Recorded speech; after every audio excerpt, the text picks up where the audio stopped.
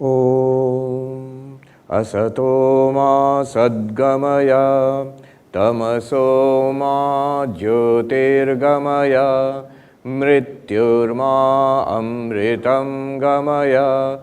Om Shanti Shanti Shanti. Om, lead us from the unreal to the real, lead us from darkness unto light, lead us from death to immortality. Om, peace, peace, peace. Good evening and namaste everybody.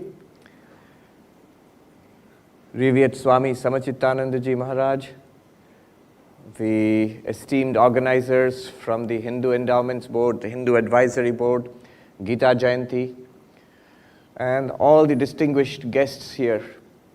It's a great pleasure to be back here for the fourth and final talk in this series. So there's nothing final about study of the Gita. Never say for Gita and the text like this that I have read it. That shows shallowness. I am reading it. I am reading the Gita.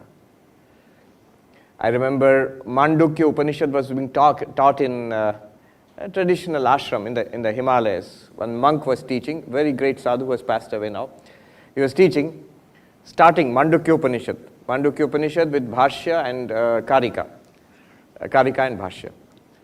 So in the first class, somebody asked, "Kitne din lagenge? How long will it take?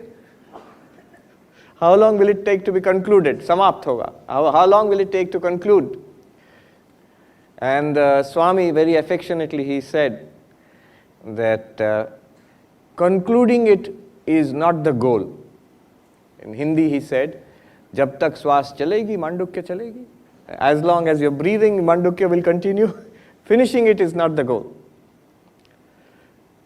He is very gentle. So all Swamis are not so gentle. Another Swami, starting Sanskrit grammar class, admitted it's a little boring for most of us. For Pandits, it's very exciting to Sanskrit grammar. He's starting Sanskrit grammar class. So first class, very naturally, some student asked in the class, actually real story, "How long will it take to finish this book?" And that Swami I still remember, it's so funny. He said, "Aap to abhi nikal jao. You leave now." You leave now. So there's no end to it. But we go on studying. When you finish chanting Bhagavad Gita, you go back and chant the first shloka all over again. So that it's a cycle. Keep your mind there.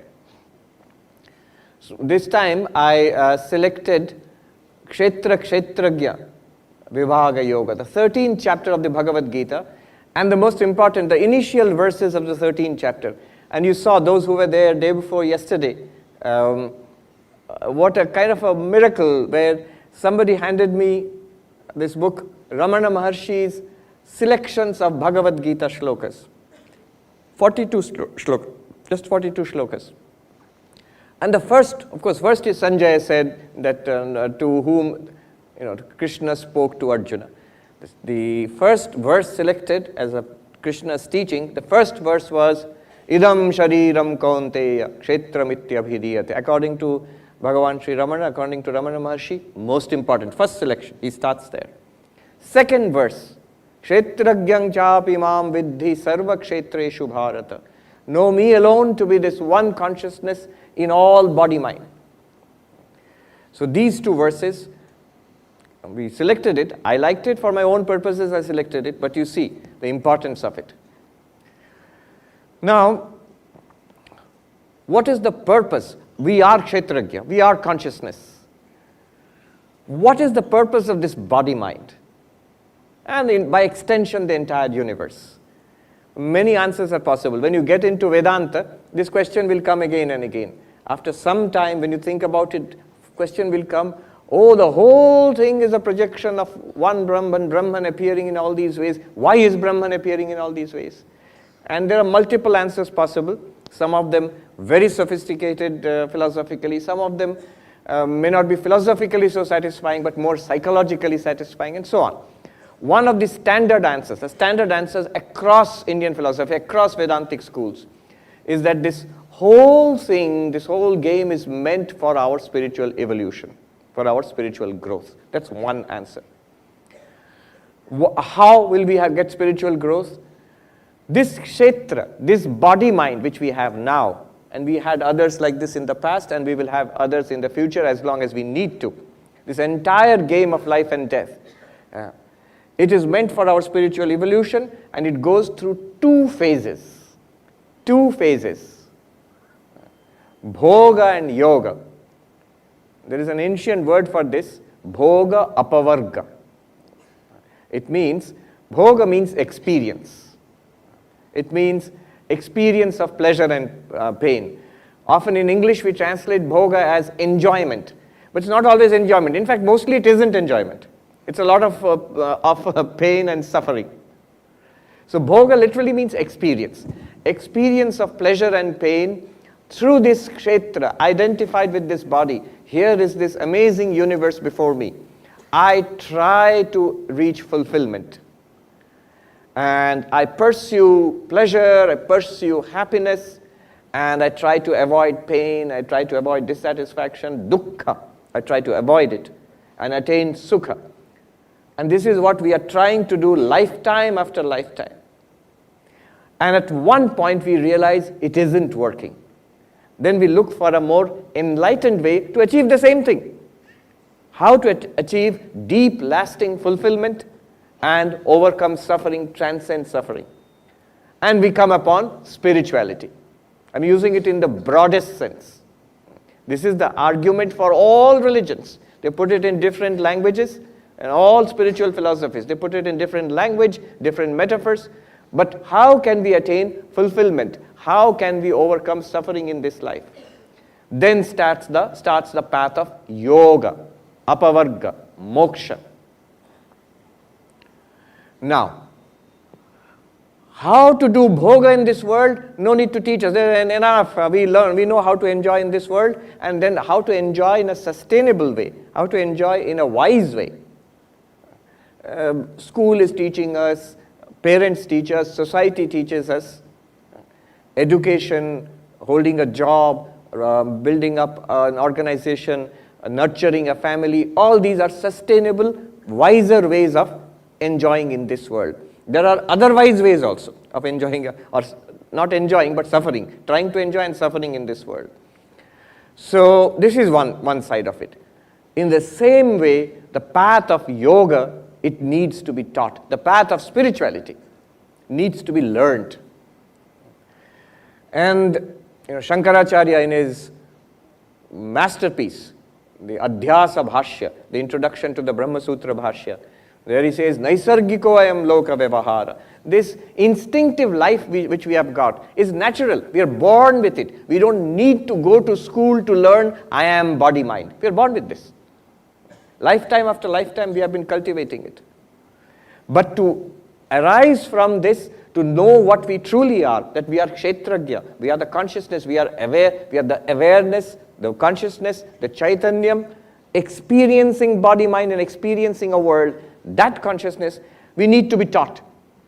It has to be pointed out.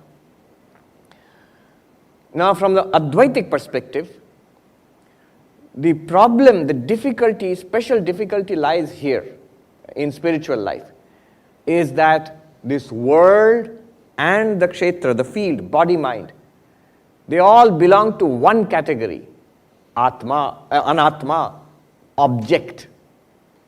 You can see it, hear it, smell it, taste it, touch it. You can think about it, you can speak about it, you can do experiments with it.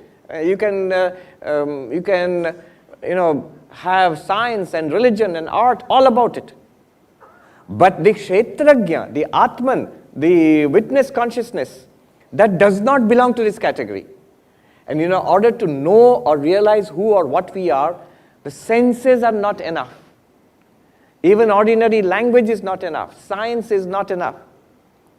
A special spiritual practice is necessary in order to prepare the kshetra so that the kshetragya might know itself as the kshetragya. In order to prepare the field, in order that I, the knower of the field, I can appreciate myself, know myself as I truly am, and thereby set myself free.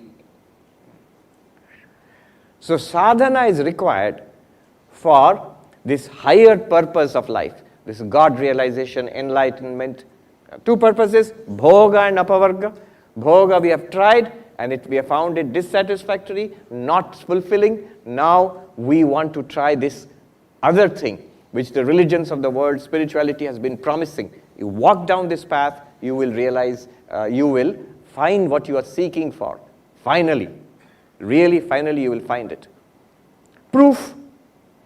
Proof is very easy. Look at the lives of those who you consider to be enlightened, spiritual.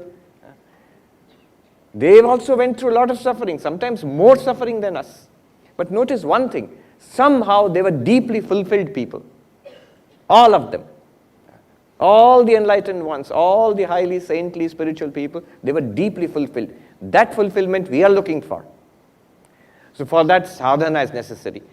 And I spoke about the structure of spiritual practice, sadhana, which will enable the kshetragya, the witness consciousness, to see itself, realize itself, and thereby set itself free from its limitations. Yesterday I spoke about the structure of sadhana. There is karma yoga, there is bhakti yoga, there is raja yoga or dhyana yoga, and from an Advaitic perspective, at the peak of the pyramid, there is jnana yoga. Why privilege jnana yoga over everything else? Because the way, Vedanta sees the problem, Advaita Vedanta sees the problem is one of ignorance. It's already all right, but we don't know that it is all right. We need to know that it is all right. We need to know that we are Satchidananda. And to see that, not just read about it, to see that as a fact. So therefore, ignorance is the problem, knowledge has to be the solution. If knowledge has to be the solution, then Jnana Yoga, path of this spiritual, philosophical inquiry into who I am, that must be the way. Of course, the question might be that, what about the other paths? There are bhakti schools, those who talk about bhakti as the way to freedom. So they see the problem in a different way. Paradigm, the spiritual paradigm is different. In the bhakti approach, the paradigm is God exists and God can take care of you and solve all your problems. The problem is that you don't have faith in God, you don't surrender to God, you don't love God. So the solution will be bhakti. That is the yogic paradigm. They say that you are the Atman, but you don't see it because of the restlessness of your mind. So restlessness of the mind, chitta vikshepa, is the problem. Calm the mind down in samadhi, you will realize the truth.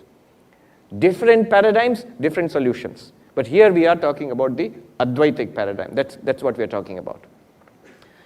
Now, Sri Krishna comes down to, there's a phrase in English, I know where the shoe pinches. From the highest truth, you are pure consciousness. And that pure consciousness is not many. It is one pure consciousness shining through all bodies and minds. Sri Krishna says that, Kshetragyang chapi mam viddhi sarva kshetreshu bharata. In all bodies and minds, there is one awareness. So at that level, we are all one reality actually. This is the Advaitic teaching. And the entire world of difference, bodies, minds, and universe, is an appearance of that one reality. But that's very high philosophy. Very high philosophy. One sadhu said, बहुत बड़ी-बड़ी बातें करते हैं आप, कभी छोटी बातों पर भी ध्यान दिया कीजिए. Let us now look at the little details. Little details means, Swami Vivekananda said, take care of the means, the end will take care of itself. Pay attention to the means, and then you will see the result. So what are the means? Sri Krishna then, in the 13th chapter, he gives us 20 practices. They seem like qualities. They're not qualities. The moment you say humility, then uprightness, simplicity, so these are qualities, I don't have them. No, they are practices. Practices are things that we can all do. So all he's asking us is, be up and doing, improve this. Suppose you have it, congratulations. You don't have these things in your life, get them in your life. It is entirely possible to get these things in your life. So he will give us 20 things to do. We have been asking, I understand all that, now what do I do? Well, Krishna is telling you now, going to tell you, what do you do? And these 20 are so important. He says, these 20 are jnana. You want jnana, you want knowledge, you want to become enlightened? Yes, I will give you jnana. All right, tell me. Then he gives us these 20 practices. And he says, these 20 are jnana. And Shankaracharya explains that by these you attain jnana and not without these. And therefore they are synonymous with jnana. See, these 20, I mentioned something called the ethical manifestation paradigm of enlightenment. In an earlier talk, I said enlightenment, God realization, you can see it in two ways. One is called the paradigm shift. I thought I was body-mind.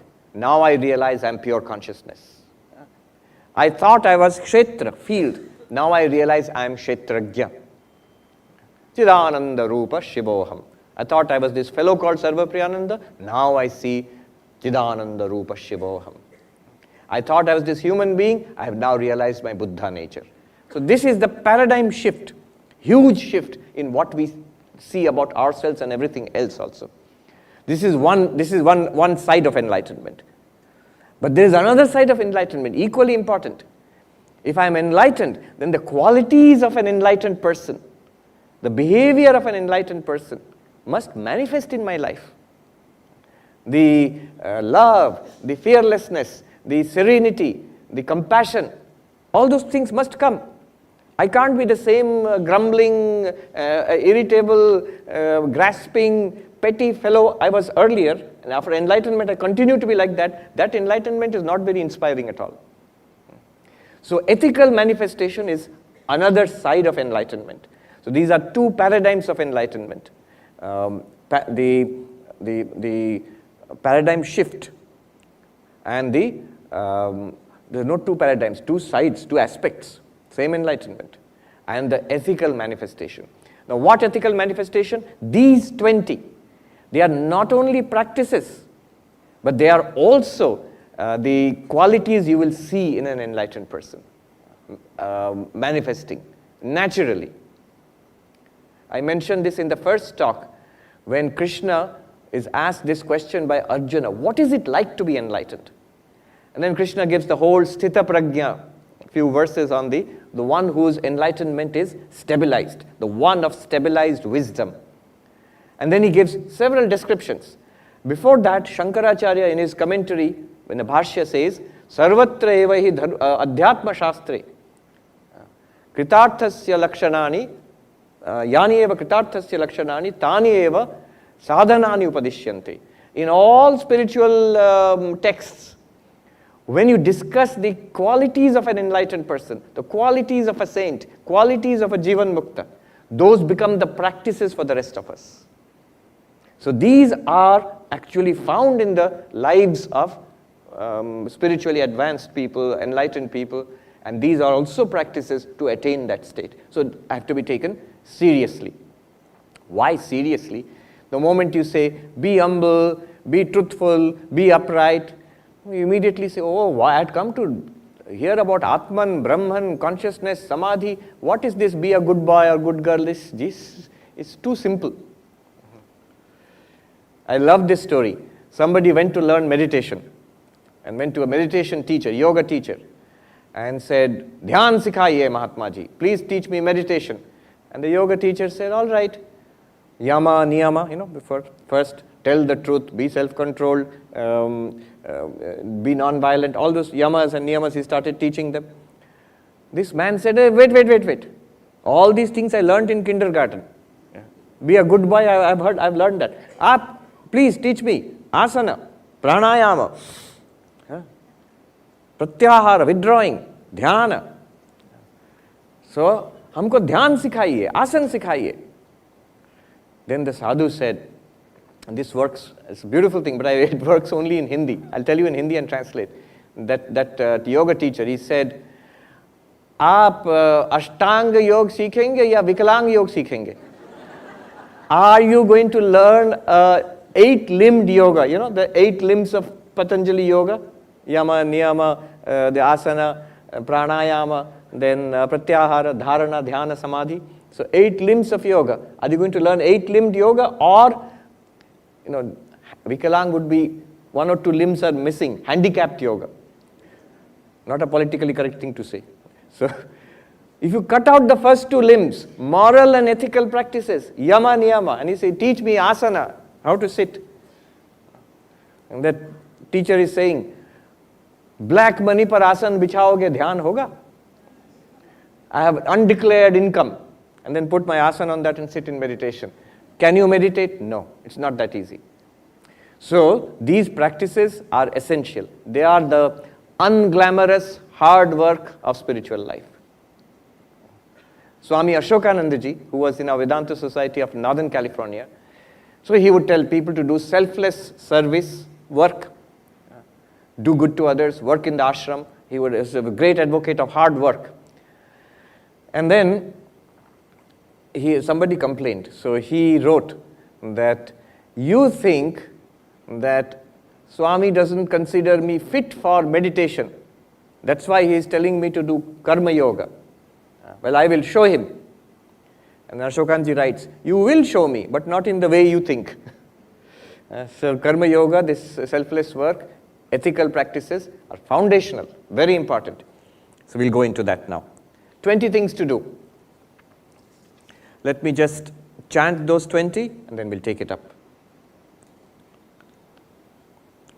Amanitvam adambhitvam ahimsa kshantirajyavam acharya upasanam shaucham sthairyam atma vinigraha.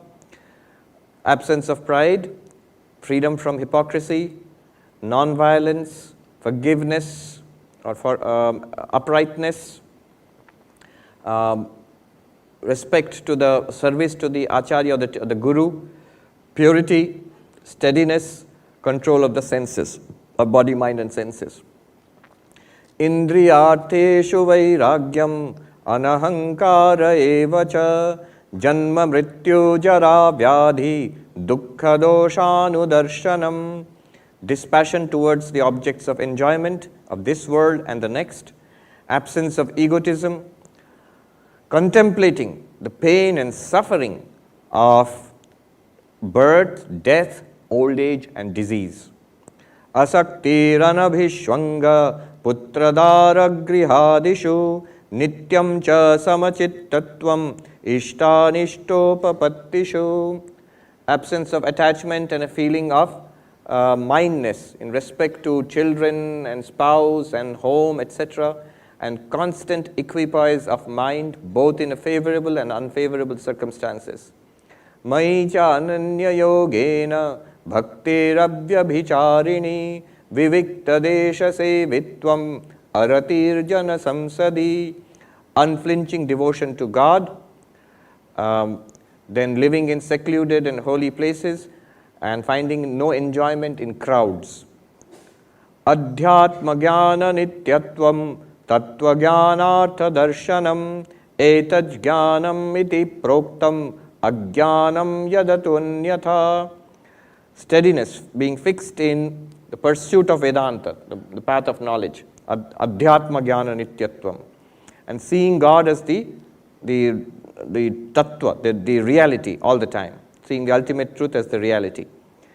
All this is declared as knowledge, and what is other than this is called ignorance.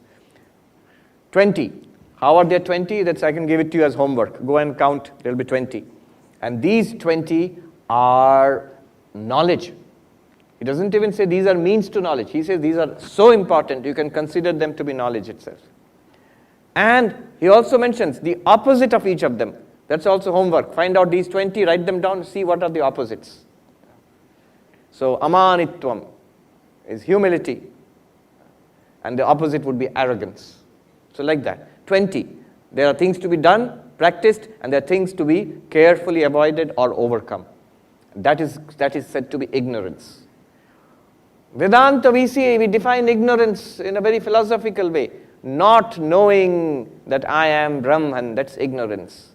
But then what are the manifestations of not knowing that I am Brahman? These are the manifestations. You tackle them where you find them. So, let's get into it.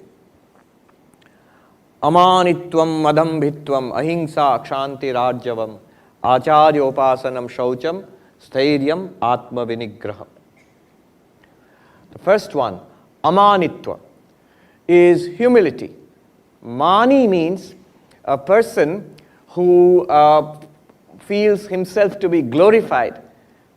I am rich, or I am very learned. I've got so many degrees, or I'm so learned, or I am beautiful or handsome, or I'm very strong, I'm very powerful, I'm very famous. I have lots of Facebook friends and likes.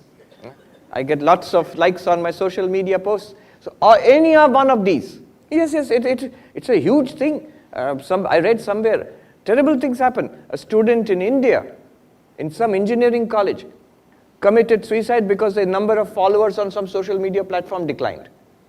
Not enough people were following him. So I consider these as my glory. If I have money, if people like me, whether they like me or not, I don't know, but at least Facebook likes are there. And then if I have degrees, if I have power, then I am good, I am doing well in life. If I don't have these, somehow I feel a huge lack in life. This considering oneself to be glorified by these is called manitvam. This arrogance which comes out of it, manitvam. Now, one has to be careful here. When Sri Krishna says you have to overcome this, you have to step away from this. Why and what is its connection with Advaitic knowledge? We'll see a little later. But first, a note of caution. One gentleman, he said to, I can tell the name. Some of you have heard of Rajiv Malhotra? Yeah. So he was there in one of my talks. So he said, I'm glad to see that you are careful when you teach these things. That straight away the teaching of amanitvam, for example, for a person who is not yet confident, but a person is already shaky, a person who does not have a well-formed personality yet, for a person who is not yet aiming to be a yogi or an enlightened person, it can be damaging. So first, the warning here, the caution here is confidence, self-confidence, self-esteem, a well-formed personality is absolutely a must. Swami Vivekananda goes so far as to say, the old religion said, he who does not believe in God is an atheist. The new religion says, he who does not believe in himself is an atheist. Nastika, there are many meanings. A traditional meaning is those who do not accept the Vedas as pramana. This is a technical meaning. But the general meaning of Nastika in Hinduism is somebody who does not believe in God or religion. But here, someone who does not have faith in oneself. So faith in oneself, absolutely necessary. Sri Ramakrishna defined human beings. He was wonderful at punning on words. So defined a human being in Bengali, manush. It's manush in Bengali. And he would split it up, man-hush. He split it up into man, hush. Man means a sense of dignity. Dignity. Same thing, manitvam, man. And hush means an awareness of your dignity as a human being. So that is the beginning of spirituality. So what Krishna is saying here is several steps ahead. So we must start there. Self-confidence, self-esteem, unless I think well of myself, I will never take up any kind of project like spiritual enlightenment, which I will just sabotage myself. I'll never think I'll be able to do that. So self-confidence. There was this psychologist in America, Albert Bandura, a few decades back. He coined a term, self-efficacy. Self-efficacy. What does it mean? He coined it for students. He noted that some students, when they're facing a difficult examination paper, some, when they find it difficult, they just go ahead to the next question. Or they give up immediately. It's too tough. I know I can't do it. Some stick with it. And maybe they will solve the questions. See, unless you try, you will never solve it. Guaranteed 100% failure. If you try, there is some chance of solving it. So who are the students who stuck with it? Who are the students who gave up? And he saw those who had this innate, this sense of self-efficacy. What is self-efficacy? Beautiful definition. He said, self-efficacy is the sense that I can tackle most challenges in life. I can tackle most challenges in life. I have faced problems in the past, and by facing problems, struggling with it, overcoming it, a confidence comes. Those who have never faced problems, or those, somebody said, I pity the children of rich parents. Because out of love and affection, parents make things easy for the children. But that leads to, that sense of self-efficacy is not generated. That struggle is necessary. There's this story, I don't know if it's true or false, a pupa, caterpillar, becoming a butterfly. So it struggles and struggles in the last moments of bursting out of the pupa and then spreading its glorious wings and flying away. Now some scientists thought I should help the poor fellow. So he cut the last strings of the pupa so that he'll be free. Then he couldn't fly. Then they realized that that few hours of struggle is actually necessary for gaining full strength of the wings to fly. So, self-efficacy, the ability, the feeling, I can face challenges and overcome them. That when challenges come, I will not give up immediately. Holding on. So this is the warning. Amanitvam does not mean being, lacking confidence, being a doormat. Swami Vivekananda's definition of humility is very beautiful. Swami Vivekananda's definition of humility. He says, humility does not consist in being a doormat. Humility means seeing the greatness in the other person. True humility means seeing the greatness in the other person. One of Swami Vivekananda's, I won't say disciples, Josephine MacLeod, because she never said, I'm a disciple of Vivekananda. The American lady, she said, I'm his friend. She writes, she was very well connected in American and European society in those days. So she says that when I met the Tsar of Russia, I felt how great he is and how insignificant I am. When I met Swami Vivekananda, I felt how great he is and how great I am. See, this is something that Vivekananda could arouse in people around. A sense of their own glory, greatness, limitlessness. Somebody wrote about Vivekananda, the sheer size of the man, not physically, a kind of vastness of presence. Something that it was in his expression, in his eyes, and he could transmit it to others. Something that would go on working in the lives of others even long after Vivekananda was gone. So this is the real nature of amanitvam. It is meant for confident people. First develop a sense of personality, integrated personality, confidence, then. Now what is wrong? Let us go deeper into this. What is wrong in being proud of wealth and, I'm well born. I'm translating from the Gita now. I am well born. I am successful. I am strong. I am rich. These things I have achieved today. Those things I will achieve tomorrow. See, that's great. What's wrong with this? Krishna says these are the characteristics of demons. Yeah. From an Advaitic perspective, let us consider this little deeply. The Sanskrit word mana means measure. Mana means to measure. What can be measured? Only the limited can be measured. Whatever is limited, body, age, weight, degrees, wealth, Facebook likes, these are all limited things.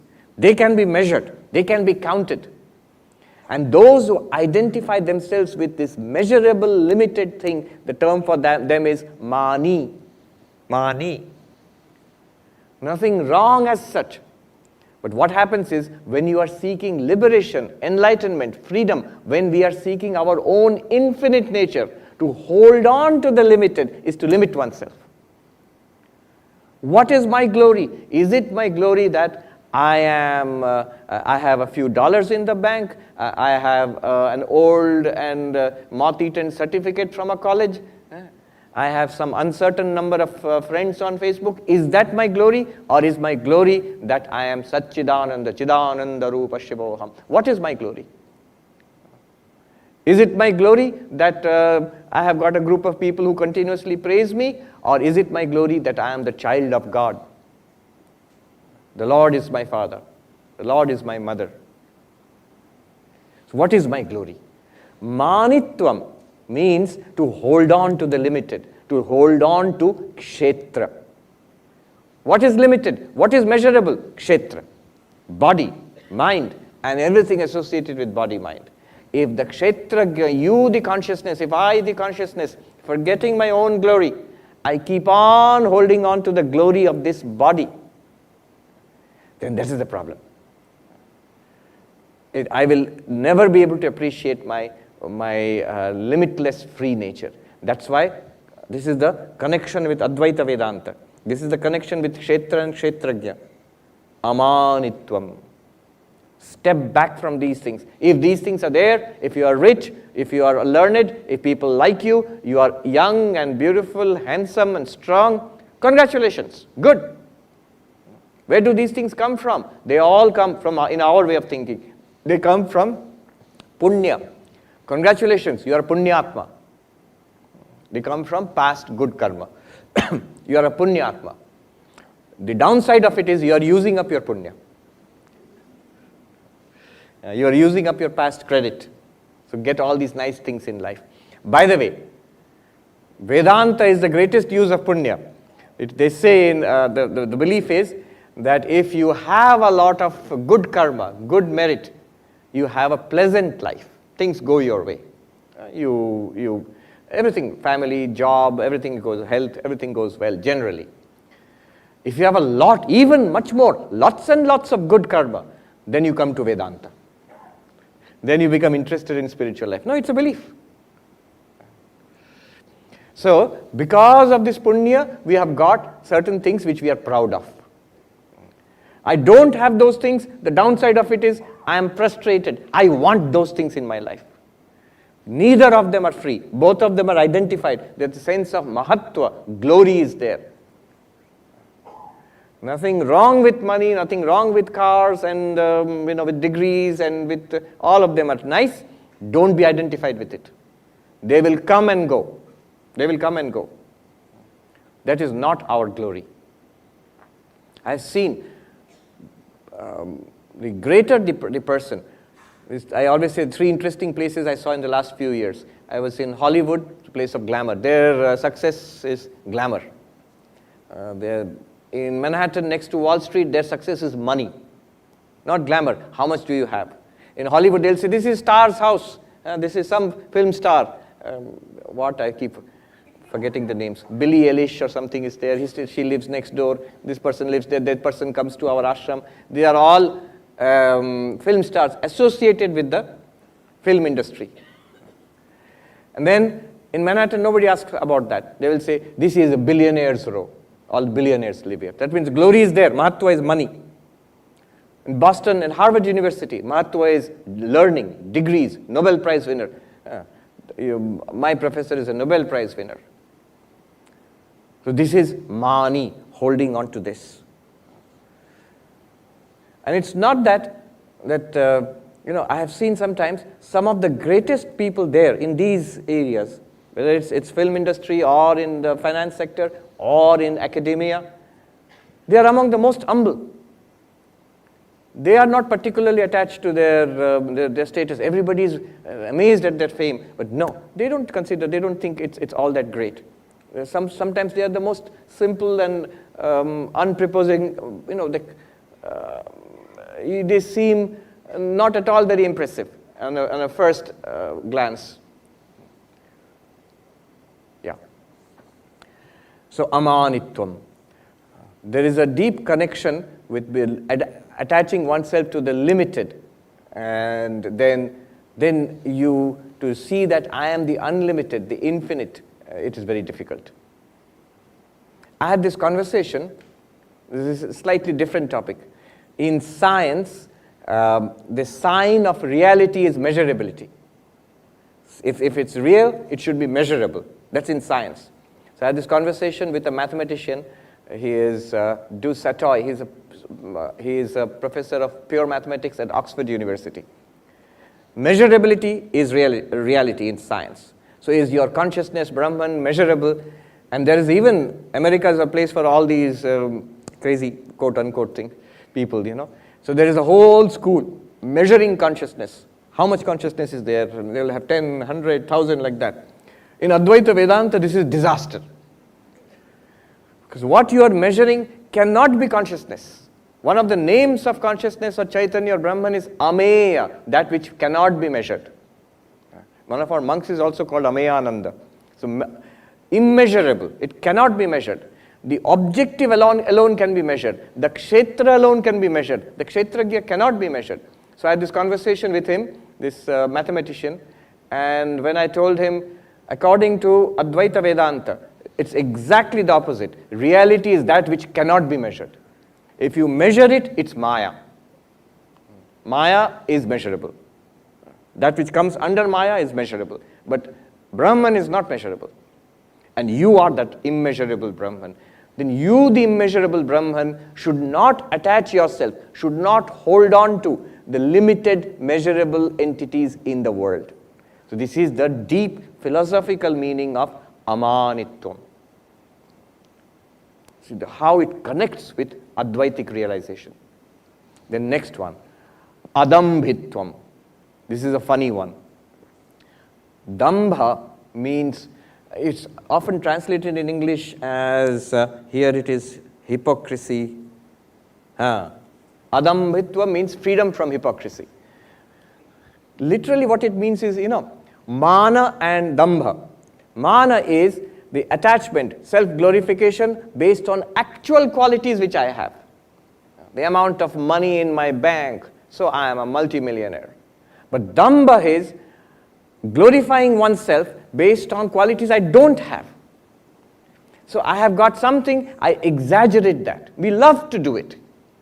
You really have some qualities, and because I love it, I want to have more of it. I start projecting that I have more of this.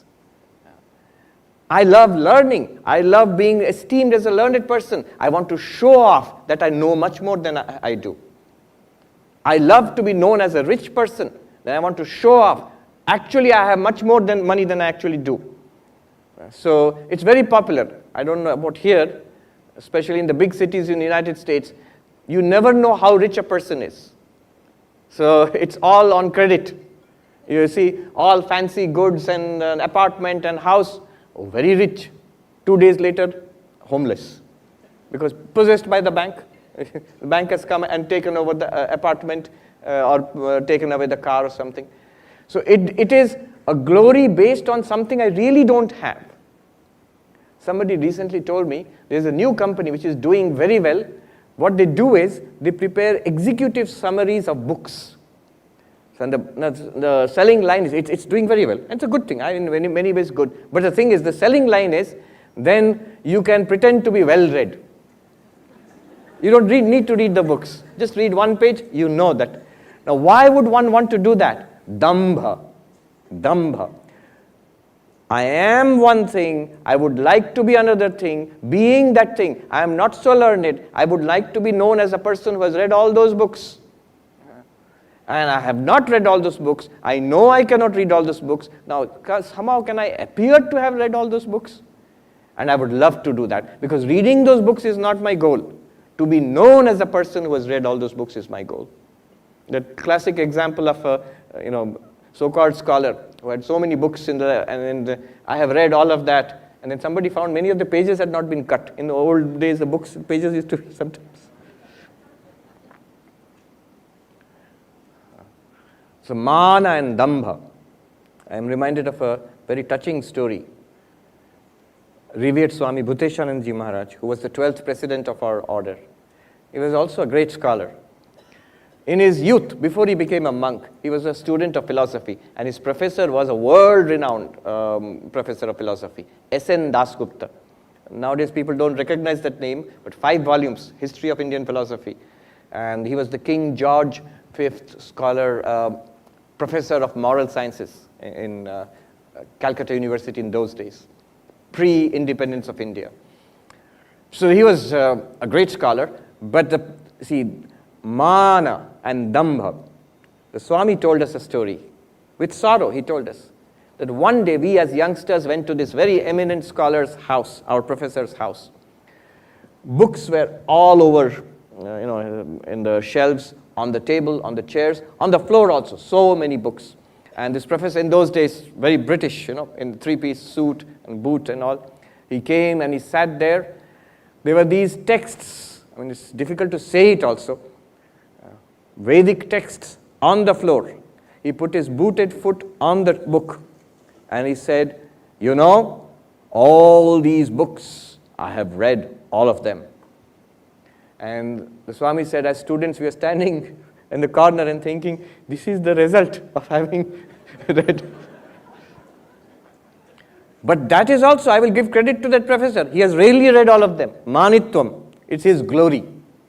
But there are those who, without having read the books, without having that money, without having those degrees, in India in those days, pre-independence days, to have a BA or BSc degree was a very great thing. Nowadays, not so important. And one gentleman, I heard this story, he would write proudly, Mr. So-and-so, BA, within brackets, failed. Failed. This is Dambha. So, hypocrisy. Why hypocrisy? Because even if I know the qualities I don't have, but I want the respect from others. See, underneath all this is a very Vedantic theme. I know somehow, I sense my own glory, but the glory belongs to the Kshetrajna. I'm trying to discover it in the Kshetra, in the field, in the object.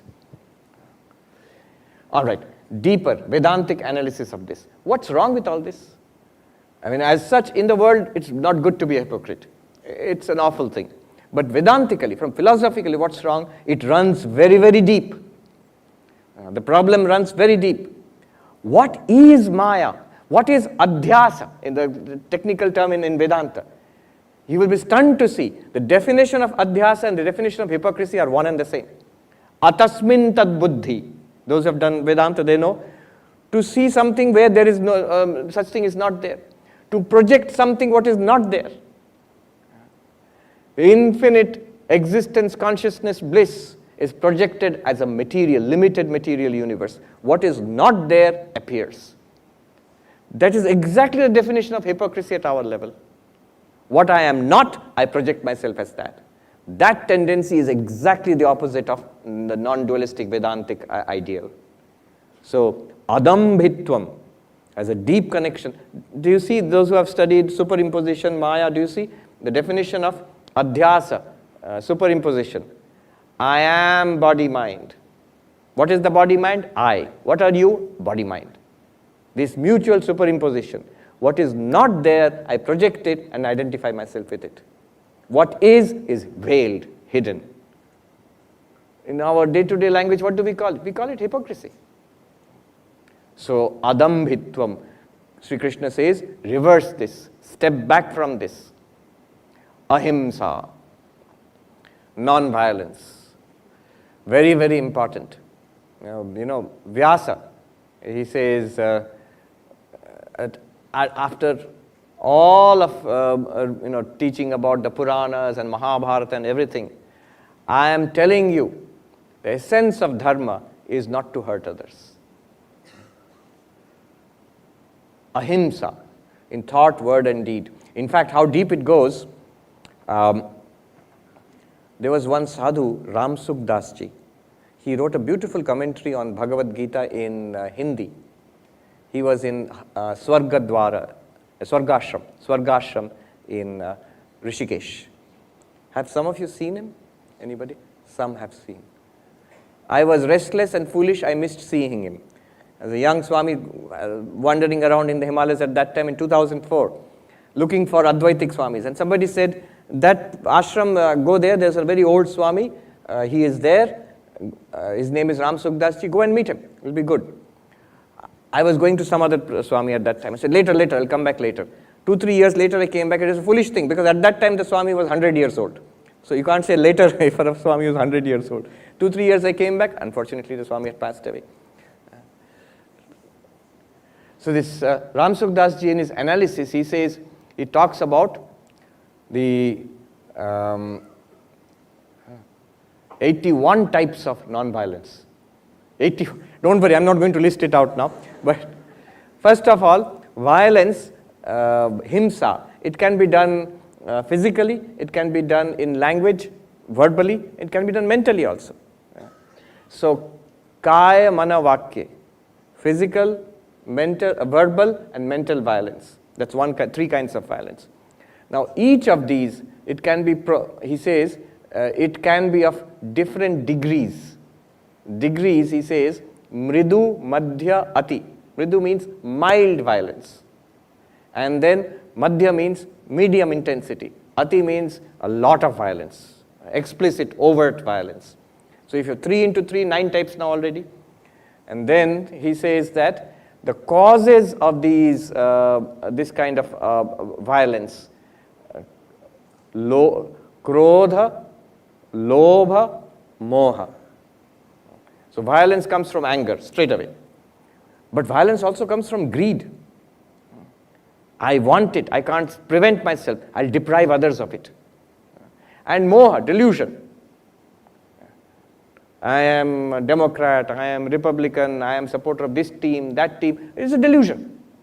There's no need to be violent about it. But people engage in violence. So this is 3 more types. How much is it? 9 into 3, 27. And then there was one more set. So body, speech, mind. Then anger, greed, delusion. Then the degree. Oh, how is it done? Kritakarita anumodita. You do violence yourself. You make others do violence. Or you allow violence to happen. So now you have how many types of violence? 81? Then his point is not to make a classification of violence. His point is very interesting. Non-violence is of one type only. Himsa 81 types, non-violence is of one type only. Here's a very interesting insight. All the vices, all the problems, all the adharmic varieties of adharma, there are many, many varieties. The virtue is one. Falsehood, how many types? As many types as possible. Truth, one. Violence, you just heard 81 types. Non-violence, one. Restlessness of mind, how many types? As many objects which come to the mind. But peace of mind, one. One philosopher put it very beautifully. There are many ways of falling down. There's only one way of standing straight. You can fall down in many ways. There's only one way of standing straight. So virtue is one. It points to one reality. Vices are many. When you go into, through ignorance, through maya, it spreads out into many forms. Ahimsa. Shanti. So ahimsa is non-violence.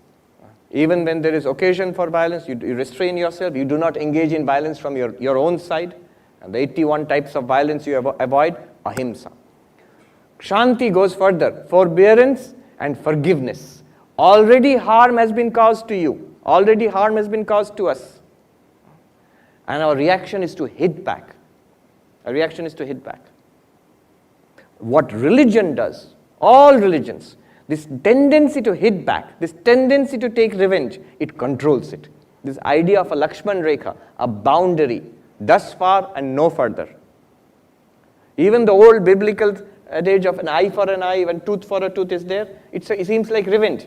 But no, it's limitation of revenge. At the very least, minimum you should do this, don't do more harm than has been done to you. But spiritual persons, as spiritual seekers, we have to go further.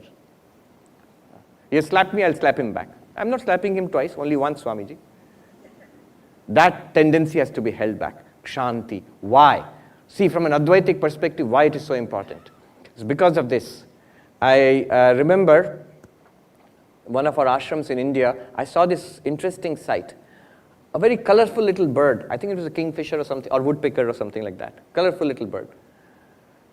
It was making such a racket.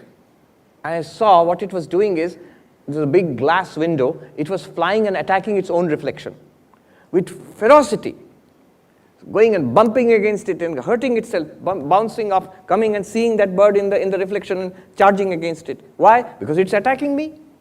Don't you see, Swami, it's attacking me? It is you. There is no second bird out there. And Advaita is telling us that no matter how difficult, if I say, Kshetragyam chapi mam viddhi sarva kshetreshu bharata, no, you alone are this consciousness in all beings. Why will you fight against yourself? If one hand hurts the other, will you punch this hand? No. If the teeth bite the tongue, will you knock out the teeth? No. Because the teeth and the tongue are actually one. You are the organic unity behind them. Similarly, we have to, in practice, day-to-day practice, it's easy to love people you like. But to forgive and hold back people who have actually harmed us, it's not easy at all. And to see that I am the one consciousness here in all these beings, and then hold back, not react in irritation, in anger, and lash out at them. Lashing out, hurting verbally, even mentally, is just the opposite of Advaita.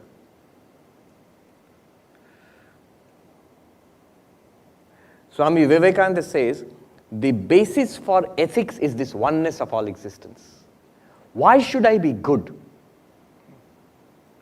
Because, why should I not, he says, why should I not cut the throat of my neighbor if it serves my purpose? Because you and your neighbor are one reality. An enlightened way of being ethical is to see that the other person is none other than me. The way I seek my own good, in exactly the same way I should seek the good of the other person.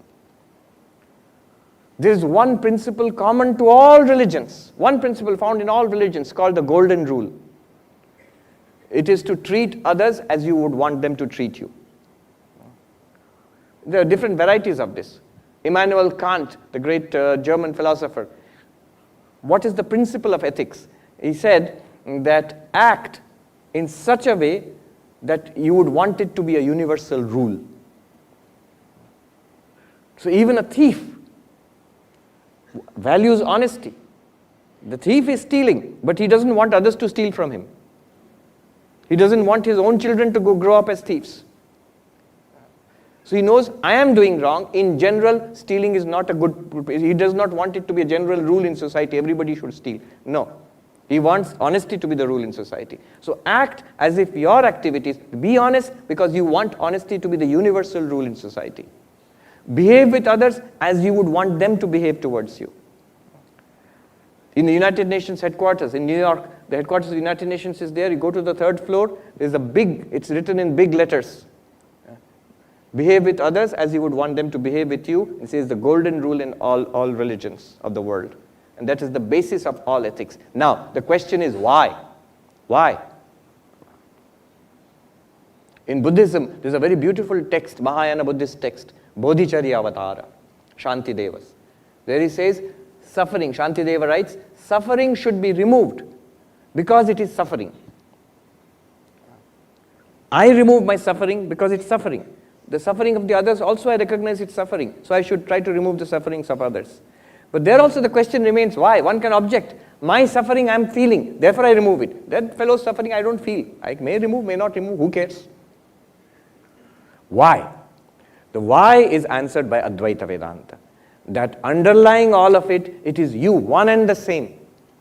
And the more we understand this, what one consciousness is, we'll begin to see more and more we are the same in all bodies and minds. Or you take it devotionally. Suppose you can't go all that, I don't want to go in this philosophical direction. My beloved Lord, Krishna himself has said, I am there as the Kshetragya in all beings. Then if I'm going to be violent, revengeful, to whom am I going to be violent? To my beloved Krishna. I can't do that. No matter if Krishna in that body and mind has harmed me in this body and mind, it's still Krishna. I can't do it. So, Shanti, a deliberate attempt to forbear, fortitude, put up with the suffering imposed upon you by others, by their words, by their behavior. If we make a little effort, amazingly, the results suddenly turn out to be good. Sometimes, very, very soon, you get good results. If you put up with a little bit, be a little forgiving, you begin to see things turn. Arjavam, straightforwardness. Straightforwardness. Straightforwardness, why? Because Brahman is Arjavam. One sadhu put it this way: consciousness itself is very straight. It's the moment it comes into the mind, then it flickers, many vrittis come, and consciousness flickers as a reflected consciousness in many vrittis. It becomes broken up into pieces, as it were. Then it flows through the 5 senses. Then it becomes as if further broken up into 5 different channels of conscious experience: seeing, hearing, smelling, tasting. Arjavam, straight, one consciousness. That's a very deep philosophical way of looking at it. At our practical level, at our life's level, what do? Straightforwardness.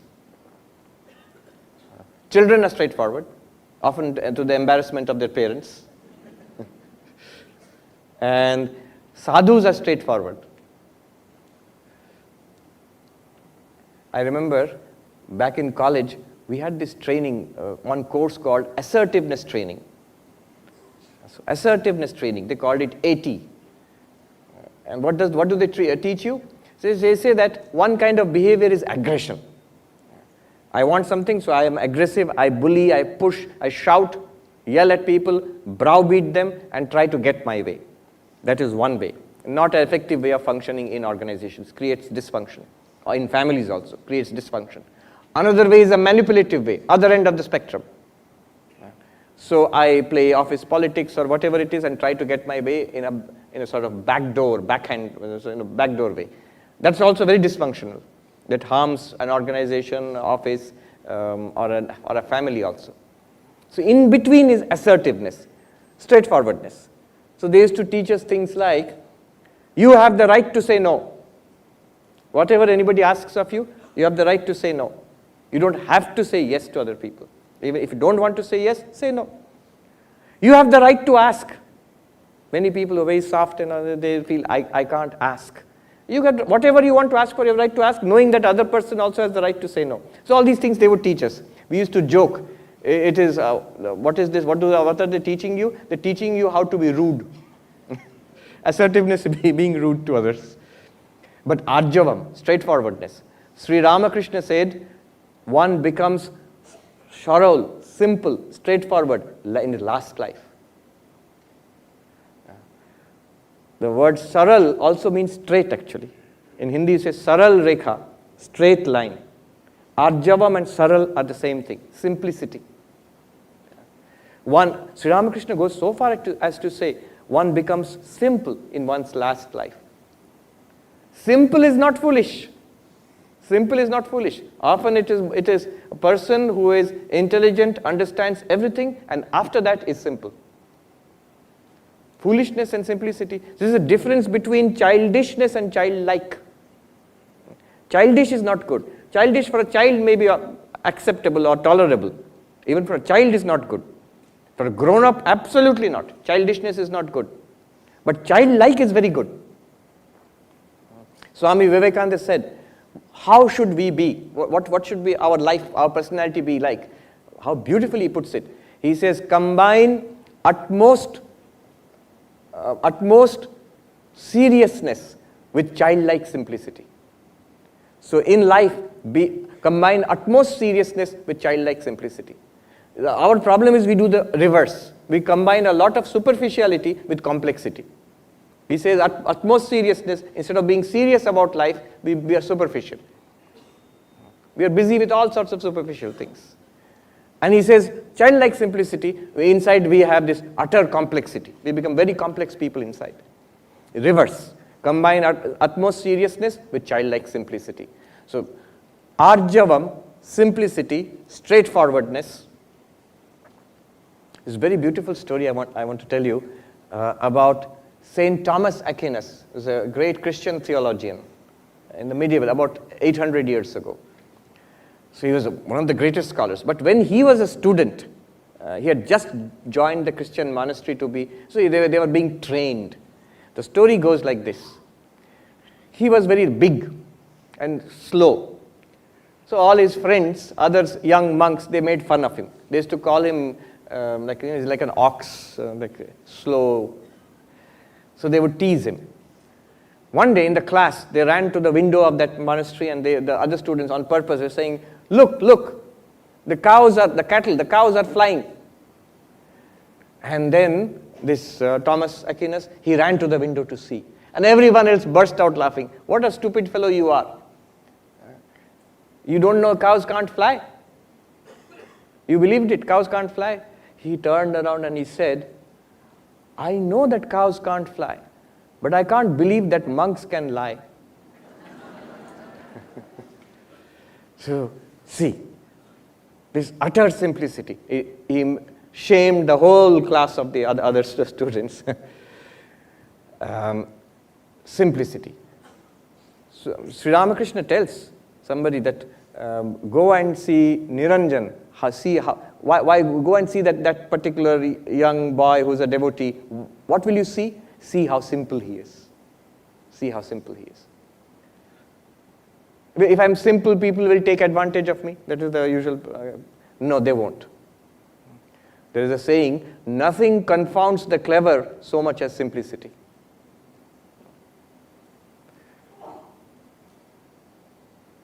Acharya upasanam shaucham stairyam atma vinigraha. Acharya upasanam means respect, devotional, respectful service to the teacher. That's the usual way we understand it. Acharya is the guru or the teacher who transmits the spiritual knowledge to us. But there is a deeper meaning to it. When Krishna is saying this, there is a meaning connected to the Advaitic teaching. What is Acharya upasanam? It's a very powerful practice. What is the practice?